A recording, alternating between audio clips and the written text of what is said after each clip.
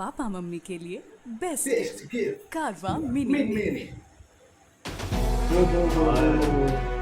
बाप रे बाप, पहिला बार भोजपुरी में ऐसा एंट्री बोल लगा तो सिंगापुर में ना सिनो देखा होगा। अरे यो महाराजी, स्वागत बा। भोजपुरी के लेकिन आनी भाई गाना देखे खाते। हाँ म्यूजिक देखो मुझे खिला देता भाई।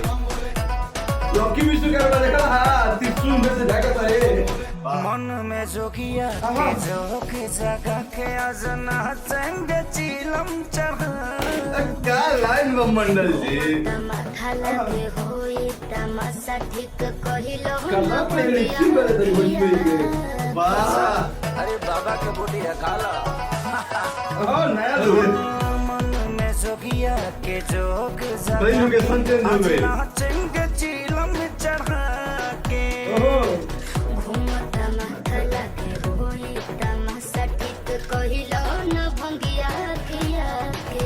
क्या कॉन्सेप्ट बा, आप लोग सब एक सैल्यूट बा पूरे डायरेक्ट। जय जय शिव शंकर ये तो कर के हाँ काटा लागी ना कंकर क्या एटीट्यूड वगैरह जय देखिए। जय शिव शंकर काटा लगे न कंकर की स्टेप देखो। का पिया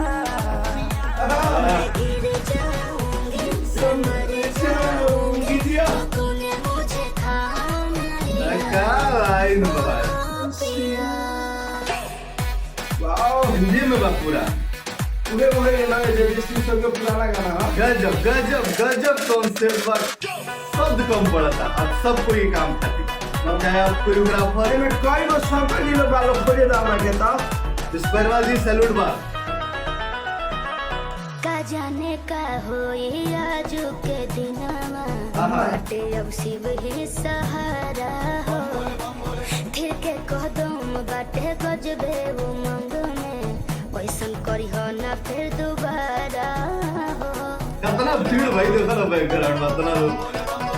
अरे मस्ती मस्ती स्टाइल छोड़ी शरम झूमो बमस्ती में आए, मार गजब। एकदम भूल जगम कुछ ना होई कस्ती में क्या लाइन बा। कौन मरला तू हमरा पे मंतर ओए सुनी। जय शिव शंकर काटा लगे न कंकर की प्याला तेरे नाम का पिया मैं गिर जाऊंगी मैं मर जाऊंगी जो तूने मुझे थाम लिया हाँ ये तो होली के स्टेज है अदर भाई मजेदार गाना बा। वाह वाह, कुछ नया भइल बा भाई, कुछ नया भइल। वाह वाह, बोले का बोला वो जबरदस्त, लगता नहीं है मस्ती में भंग भाई।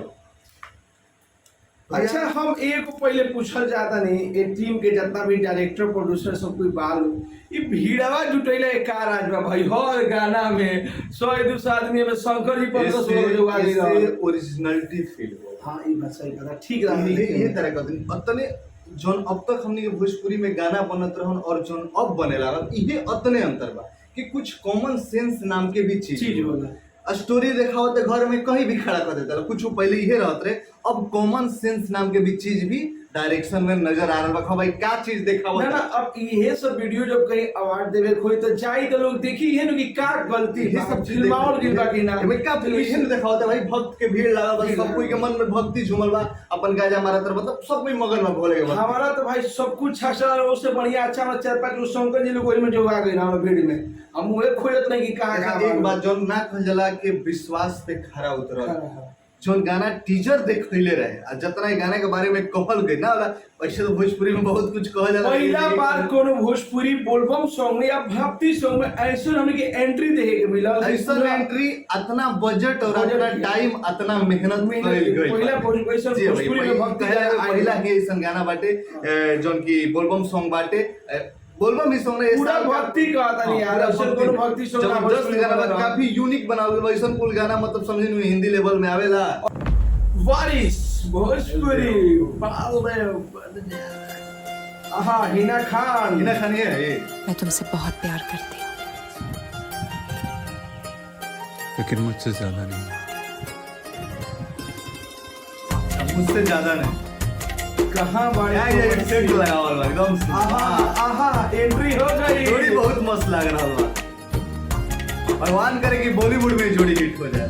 मेरी किस्मतों को ओहो। मिले हाथ तेरे हाँ क्या फिर एक्सप्रेशन से लगी बहुत बढ़िया से। दिखने लगी देखी ले जब जब तुहार चेहरा लागे क्यों रे हमार भोजपुरी मन गनगना गई फिर से जगी सीना चौड़ा हो गया। जोड़ा हो गई गाना सुन के। मैं तेरी तू मेरा आह ये आवाज तो दी जब हम बादल बन बन जाए जाए तुम बारिश बन के आईना जब आए। सांस भी कम पड़ जाए तू हमरा दिल में समैहा रिमझिम सावन की बूंदे आहा। तू हर मौसम भोजपुरी। का सैहा जब भोजपुरी पायल ले भोजपुरी गाना पड़ी। तू हमरा दिल में समैहा हल्का एक्टिंग जैसे आवाज टच हो रहा होगा।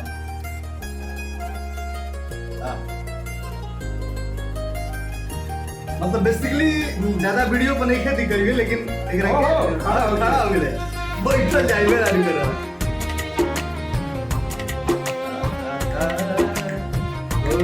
की बात तलियों पे लगता। सीना चौड़ा हो गेल भैया कौन सी के देख के अंदाज में मेरे लबों से आहा। आए कभी भी हो नाम पहला तेरा मेरी ज़बान पे बहुत सुंदर रोशन किया के काजल आहा पागल करे आजल भाव देता जानू हमर जाइला ये से चलमते। पे बना लूंगी मैं अब तुझे ही खुदा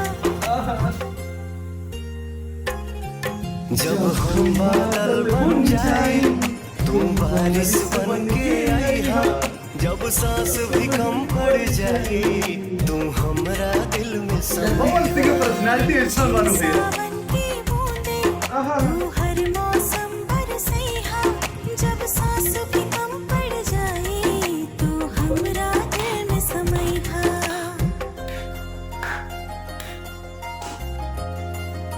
बहुत सी में अपन भोजपुरी अंदाज दे टीचर वायरल हो गई लोग रील्स वायरल हो गई इंस्टाग्राम पर टीचर कितने लाए उन्हें लाइन आवे तुम्हें बारिश करती है आज भी मुझसे तेरी बात करती है हिंदी हिंदी तुम्हें बारिश प्योर पावर स्टार करती है ये जो मूडे चेंज कर दिया वाह रे वाह वाह वाह वाह वाह वाह का तारीफ करबा का करब करो करो एके शब्द कहम के शब्दे नहीं